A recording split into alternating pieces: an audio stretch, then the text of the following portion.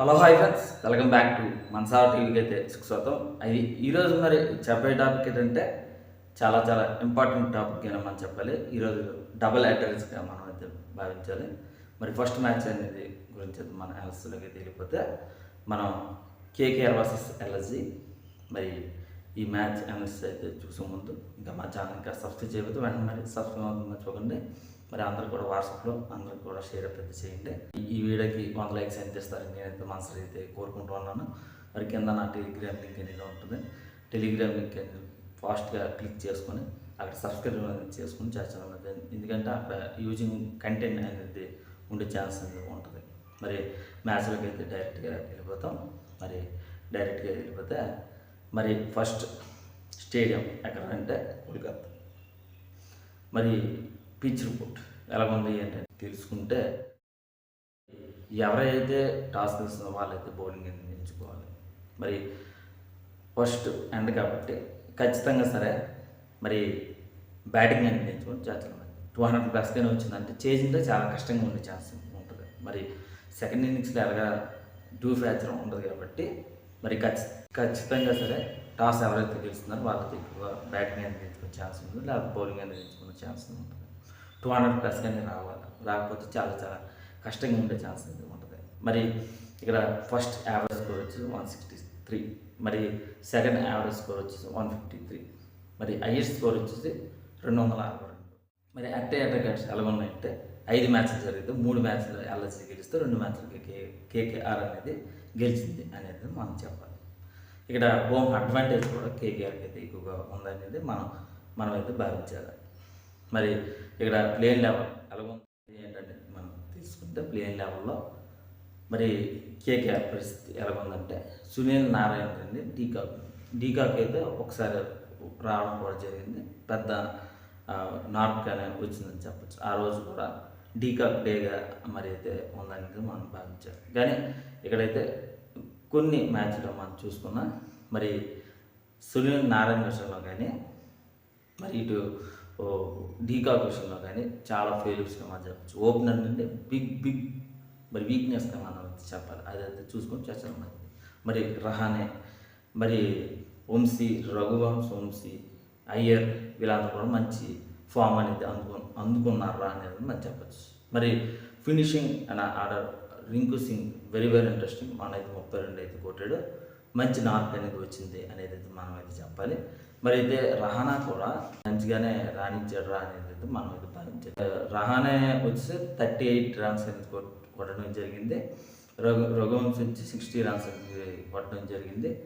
అయ్యర్ కూడా 60 రన్స్ అయితే మొన్నసారి అయితే కొట్టడం జరిగింది. మరి అందరూ కూడా టాప్ ఆర్డర్ కానీ మిడిల్ ఆర్డర్ కానీ మంచి ఫామ్లోకి అయితే అందుకుంటారు అనేది మనం అయితే భావించాలి. మరి ఇక్కడ బౌలింగ్ విభాగాల్లో చూసుకున్నా ఎక్కువగా అరోరా నుండి అయితే 3 వికెట్లు అనేది తీయడం కూడా జరిగింది. చక్రవర్తి నుండి అయితే 2 వికెట్లు అనేది కూడా జరిగిందని మనం చెప్పాలి. రాణా నుండి అయితే మంచి బౌలింగ్ వేయడం కూడా మనం చూసాం. ఒకసారి అయితే మరి 1 వికెట్ అనేది తీయడం కూడా చూసాం. రన్స్ అనేది కట్టడం అనేది కూడా చూసాం. ఒకసారి మేడన్ ఓవర్లు కూడా మనం అయితే చూసాం. చాలా ఎక్సలెంట్గా మనం అయితే రాణించారని చెప్పచ్చు. బౌలింగ్లో పర్ఫెక్ట్గా అయితే ఉంది అనేది మనం చెప్పచ్చు. కానీ ఇక్కడ ఏంటి ఓపెనర్ నుండి అయితే కొంతవరకు వీక్నెస్గా మనకైతే కనిపిస్తుంది. బౌలింగ్లో కొన్నిసార్లు అయితే రన్స్ అనేది ఎక్కువ వేస్తున్నారు, చాలా వరకు కూడా పర్ఫార్మెన్స్ అనేది రావట్లేదని చెప్పచ్చు. సునీల్ నారాయణ అనేది రిథమ్ అనేది అందుకోవట్లేదా అనేది అయితే మనం అయితే భావించాలి. మరి మొత్తం మీద ఇక్కడ 2 మ్యాచ్ల్లో మరి గెలిచిన తర్వాత 2 మ్యాచ్లో ఓడిపోయిందా అనేది మనం అయితే భావించాలి.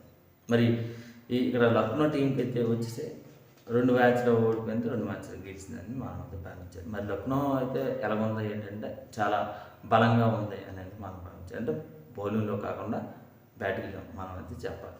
మరి ఏంటంటే బౌలింగ్లో కొంచెం వీక్నెస్గానే నాకైతే మరి అనిపించింది అనేది మనం చెప్పచ్చు. మొన్నటిసారి అయితే మంచి రన్స్ అనేది కట్ చేయడం ఫీలింగ్ అనేది బాగుంది, చాలా వరకు కూడా ప్లస్గానే మనైతే వచ్చిందని మనం భావించాలి.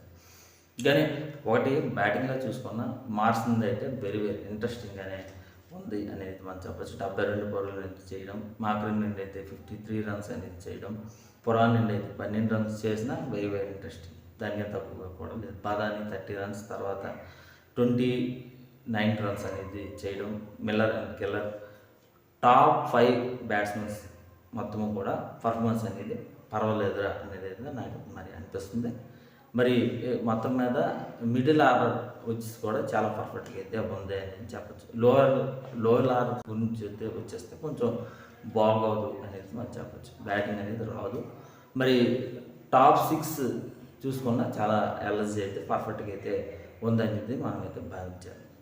మరి ఎక్కువగా రవి బేస్మెన్ ఎక్కువగా రన్స్ అనేది ఇవ్వడం, రీతి అనేది చాలా ఎక్కువగా రన్స్ అనేది ఇవ్వడం మొన్నటిసారి అయితే, కానీ పర్వాలేదు చాలా వరకు కూడా అందరూ కూడా వికెట్స్ అనేది తీసేయడం అనేది మనం చెప్పాలి.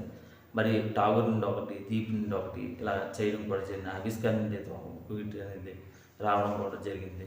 సమర్థ్ నుండి కూడా ఒక వికెట్ అనేది రావడం కూడా జరిగింది. కానీ పర్ఫార్మెన్స్ అనేది రావాలి, రాకపోతే చాలా చాలా కష్టంగా ఉండే ఛాన్స్ ఉంది.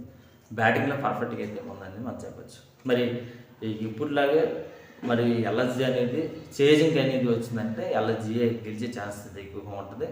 మరి ఇదైతే మరి ఆ కేకేఆర్ అయితే వచ్చేసి బ్యాటింగ్లో కానీ మరి బౌలింగ్లో కొంచెం అయితే చూసుకోవాలి.